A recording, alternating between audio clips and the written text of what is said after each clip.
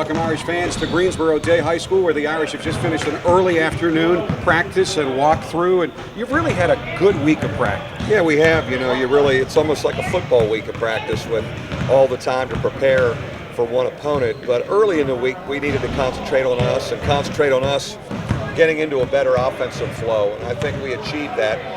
But it's certainly good to be at the NCAA Tournament site. It's just exciting being around the atmosphere. And you and your staff the last few days have been able to concentrate on Xavier, and you are now passing along what you've learned to your team. What are your thoughts on the Xavier team? Well, you got to really try and control those guards as best you can. They are just really good, and they're old and they're experienced, and they've won a lot of games for this team.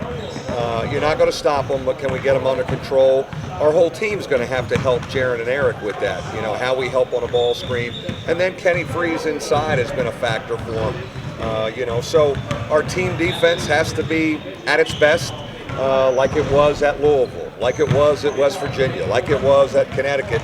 But we're going to have to score a little bit too and shoot it and get into some offensive flow to feel good about ourselves. Now, late this afternoon, you'll be going over to the Greensboro Coliseum for the open practice. A lot of schools use that for show, but you've always used it as an actual practice. Yeah, we need to really go. I've always used that to play a little bit, to go live. We'll go 10 minutes up and down just to play on the floor. You get 40 minutes. We want to get a lot of shooting in.